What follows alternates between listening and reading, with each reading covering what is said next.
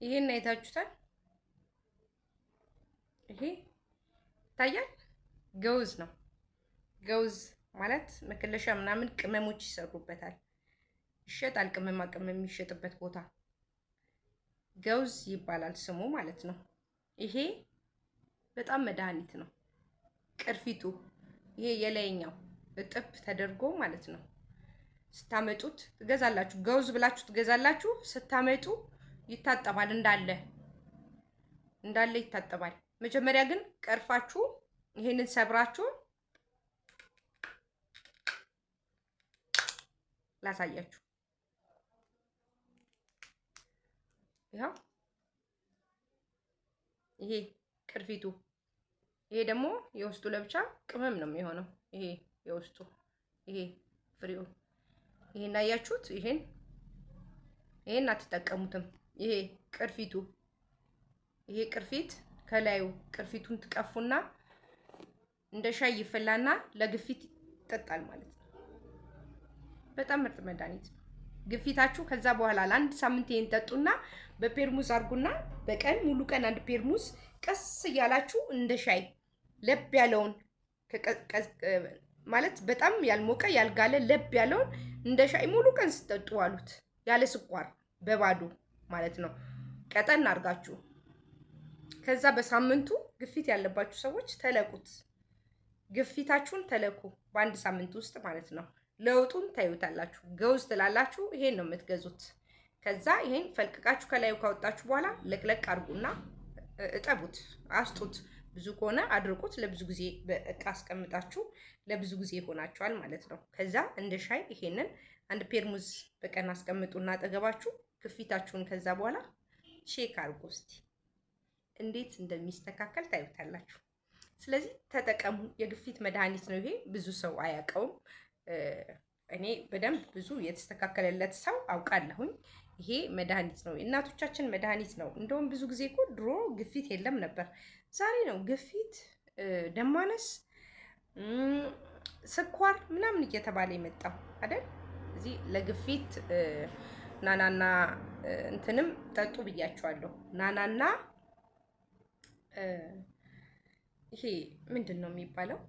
እኛ ምንለው ያረቄ ቅጠል የሚባለው የለም? ይሄ የሚሸተው ያረቄ ቅጠል እንስላሌ ማለት ነው። እንስላሌና ናናም በቀን ሙሉ ቀን ጠጡ።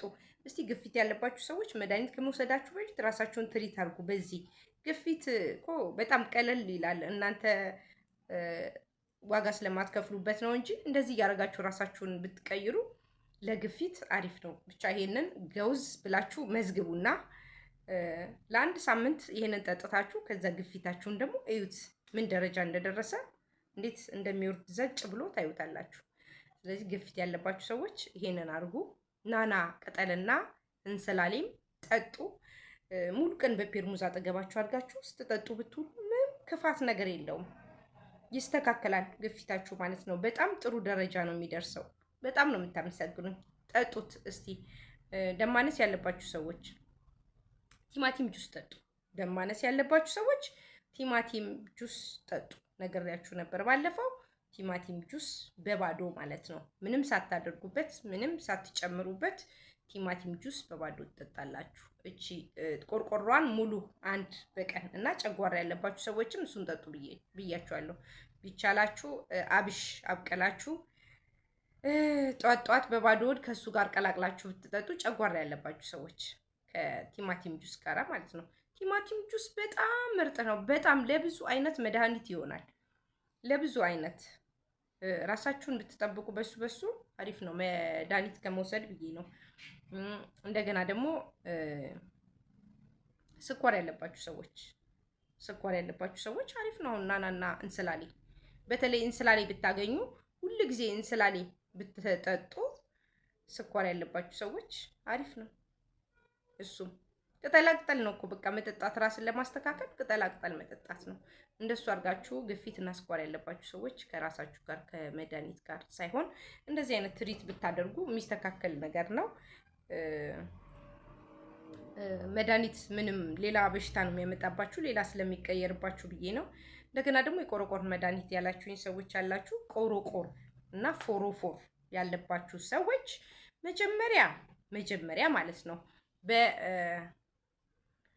ይሄ እንዶድ ገላ ማጠቢያ እንዶድ ታውቃላችሁ። ገላ እና ልብስ ይታጠብበታል። ገጠር አካባቢ በጣም አረፋ አለው አይደለ? እንዶድን ፀጉር ላይ ፍትግ አድርጋችሁ ያ የቆርቆር ያለውን ፀጉር የልጆችን ፀጉር ከዚህም በፊት ተናግሬያለሁ፣ ግን ዩቲዩብ ላይ አጣን እያላችሁ ነው። ሾርት ላይ እዩት ብያለሁ፣ ዩቲዩብ ላይ ፈልጉት ብያችኋለሁ። አለ ዩቲዩብ ላይ ያልሰራሁላችሁ ነገር የለም።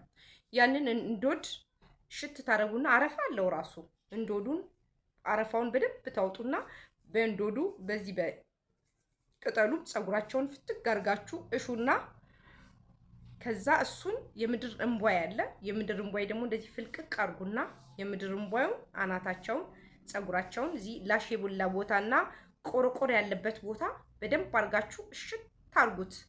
ላሽና ቆርቆር የበላውን ቦታ በደንብ አድርጋችሁ እሽት አድርጉት። እንቧይ የት ይሸጣል? የምድር እንቧይ ገበያ ይሸጣል። ይሄ ድኝ አልቴት ምናምን የገዛችሁበት ቦታ የምድር እንቧይ ይሸጣል እነሱ ጋር። ይሄንን ገዝታችሁ እዛ ቆርቆርና ላሽ ያለበት ቦታ በመደዳ ሳታቋርጡ ለአንድ ወር ብትቀቡት እግዚአብሔር ነው የምላችሁ ምን አይነት ፀጉር እንደሚበቅል እራሱ ታዩታላችሁ። ምን አይነት ፀጉር እንደሚበቅል። ከዛ ወዲያው እሱን ቀብታችሁ ለአንድ ለ30 ደቂቃ ታቆዩቱና ከዛ አለቅልቃችሁ ታጥባላችሁ። ከዛ በኋላ ፓራፊን ቅባት ትቀባላችሁ። በየቀኑ እንደሱ ካረጋችሁት በየቀኑ ለውጥ አለው። በየቀኑ ማለት ነው። እሹት፣ በየቀኑ በነጭ ሽንኩርትም እሹት። ይሄ በተለይ ላሽ የበላበት ቦታ በደንብ ነው የሚበቅለው። በጣም እኮ ቀላል ነው። እኔ እሱ ነገር አሁን ለብዙ ሰው ነግሬ ብዙ ሰው ተሽሎታል። እኔ እንደው ምን አይነት ፎቶ ማንሳት ነበረብኝ። ባዶ ፀጉር ታውቃላችሁ? ምንም የሌለው ባዶ በቃ የሆነ በካንሰር ምናምን ምልጥልጥ ያለ የሚመስል ሕፃን ልጅ ይዘው መጥተው እናትየው አሳየኋት። ይሄን የመጀመሪያ ቀን እኔ ያሸሁላት። ከዛ በኋላ እንደዚህ አድርገሽ ለአንድ ወር ሹ ብያት። አሁን ፀጉሩን ብታዩት የመጀመሪያ ቀኑ ፎቶ ማንሳት ነበረብኝ። ግጥም ብሎ እንዴት እንደሚያምር በእንዶድ ታሻላችሁ መጀመሪያ። ከዛ ደግሞ በምድር እንቧይ ታደርጋላችሁ። ከዛ በኋላ ደግሞ ጥብ አድርጋችሁ ከ30 ደቂቃ በኋላ ፓራፊን ትቀባላችሁ።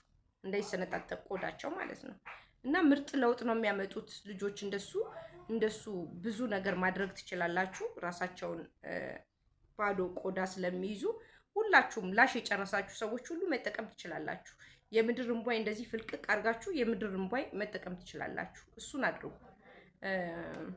በተረፈ በደንብ ዩቲዩቤን ሰብስክራይብ አድርጉ፣ ኮሜንት ጻፉ፣ አበረታቱኝ። ጥያቄ ካላችሁ እዚህ ላይ እመልሳለሁ። ለመቼም ለብዙዎቻችሁ እየመለስኳላችሁ ነው።